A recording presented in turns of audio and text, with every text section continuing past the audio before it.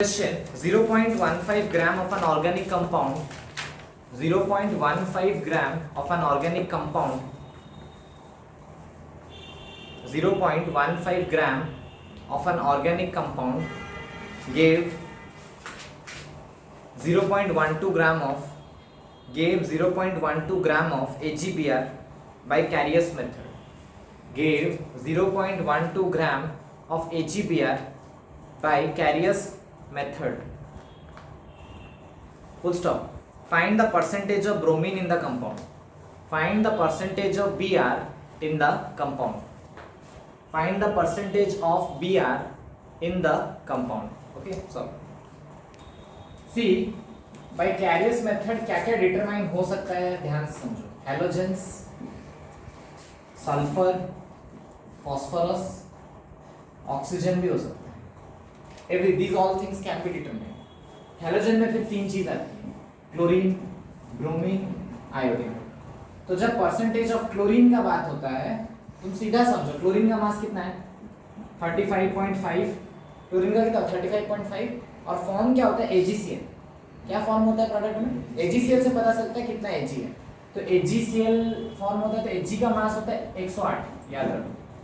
तो 108 प्लस 35.5 कितना हो जाएगा 138, 143.5. तो by 143.5 into weight of organic compound. या organic compound तो यहाँ पे नहीं फॉर्म हो रहा था, नीचे रखेंगे उसको. तो यहाँ पे कौन होगा weight of AgCl formed by क्या रखेंगे mass of organic compound. यहाँ पे दिया है क्वेश्चन में. हाँ, तो mass of organic compound जो यूज कर रहे हो into 100 कर देने से परसेंटेज आ जाएगा. यहीं पे अगर परसेंटेज ऑफ ब्रोमीन पूछ रहा है, what you can do, bromine mass is how much 80 और ये कितना हो जाएगा AgBr का 108 प्लस 80 कितना 188 into weight of AgBr form by mass of organic compound used into 100. Understanding. फिर अगर परसेंटेज ऑफ आयोडीन पूछ रहा है तो आयोडीन का मास कितना होता है 127. कितना होता है 127 और यहाँ नीचे में क्या होना चाहिए AgI. तो AgI कितना होगा 127 प्लस 108 235. तो 235 into weight of AgI form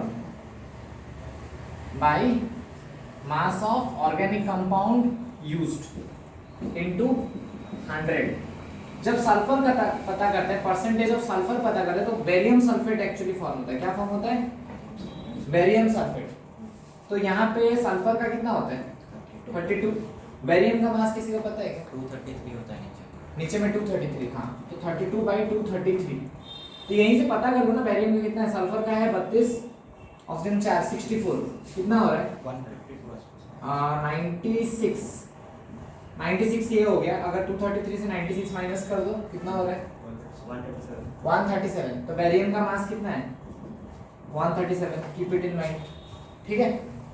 so into weight of barium sulphate form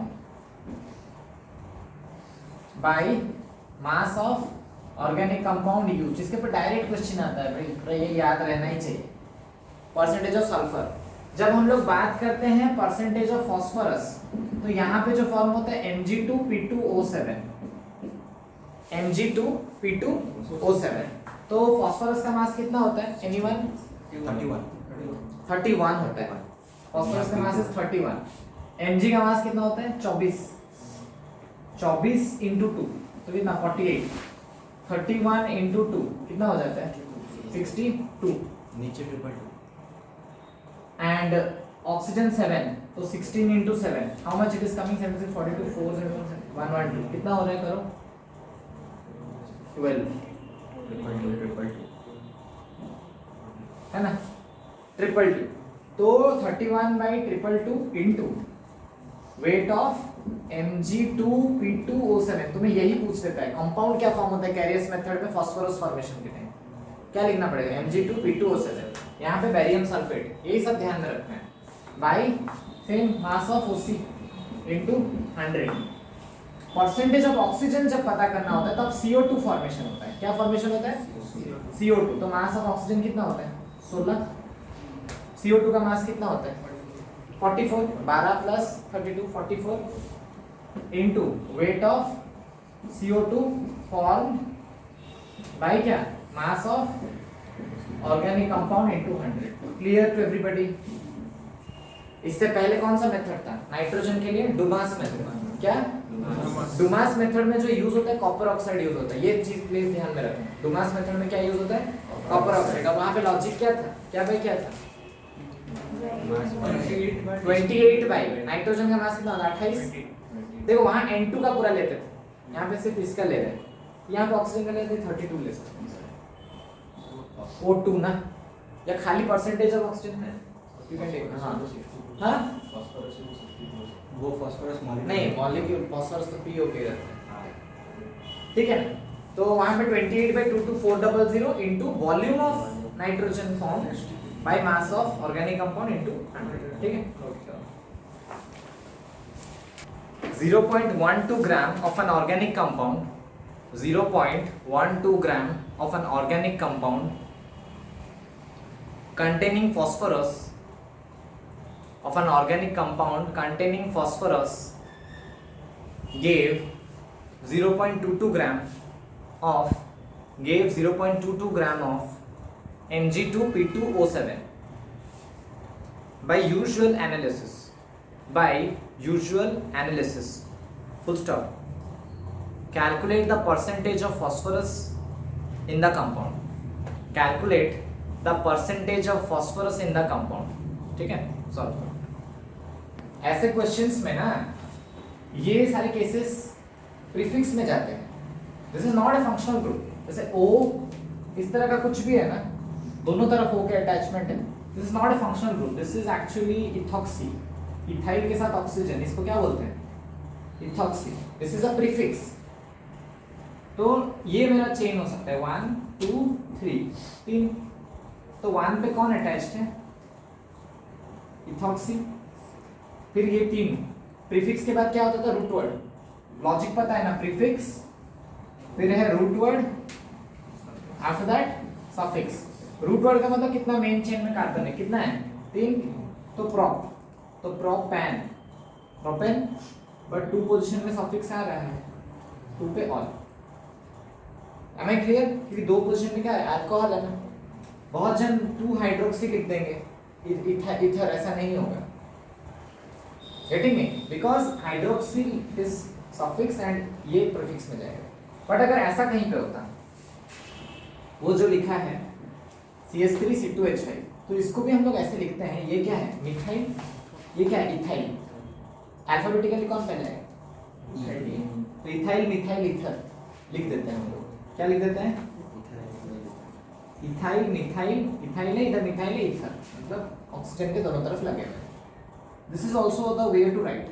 या तो बट आयुपैक जब लिखेंगे, ये कॉमन नेम होता है, ये आयुपैक है ही नहीं। पहला बात, जो ऐसे लिख रहा है इथर वो रॉन्ग है। इस केस में क्या होता है? O CH3 C2H5 को क्या लिख सकते हो? CH2 CH3। बड़ा कौन है? ये बड़ा है, तो इधर 1 2 रहेंगे। तो 1 पे मिथॉक्सी लगा, 1 पे कौन लगा हुआ है? हाँ, तो 1 मिथॉक्सी इथेन। 2 ही तो कार्बन है और तो कुछ है नहीं, तो इथेन। अंडरस्टूड? और सिंगल बॉन्ड है तो इथेन, 1 मिथॉक्सी इथेन। क्लियर? या any doubt? Note it down.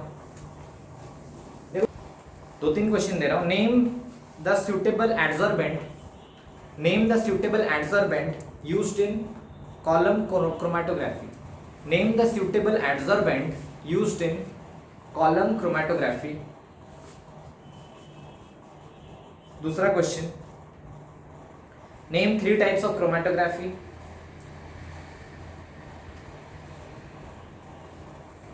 Name 3 types of chromatography. Third, which method is used to extract a compound in aqueous solution? Which method is used to extract a compound in aqueous solution? Next,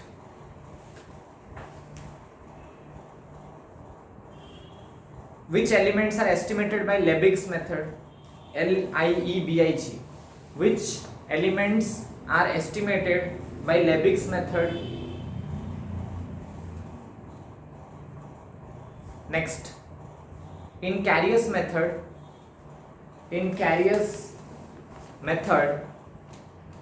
sulfur is estimated by precipitating which compound? In Carrier's method, sulfur is estimated by precipitating which compound? By precipitating which compound? ठीक है? So the first question was what? Suitable adsorbent for column chromatography, that is alumina, Al2O3. Next question. 3 types of chromatography. Column chromatography, layer chromatography and paper chromatography. Right? Column chromatography, thin layer chromatography कर दो और एक होता है paper.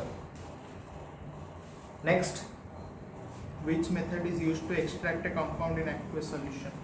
In aqueous solution, differential extraction. Differential extraction. Aqueous से अगर कुछ खींचना है तो that is differential extraction. Next. Which elements estimated by Liebig's method? Liebig's method से carbon and hydrogen is estimated by Liebig's method. And last one क्या है? Carrier's method में for estimation of sulfur, which compound is precipitated? That is already taught. Barium sulfate. Okay. BaSO4. अगर phosphorus बोलता तो Mg2P2O7. Clear? Iodine बोलता तो AgI. ठीक है ना? Note it down.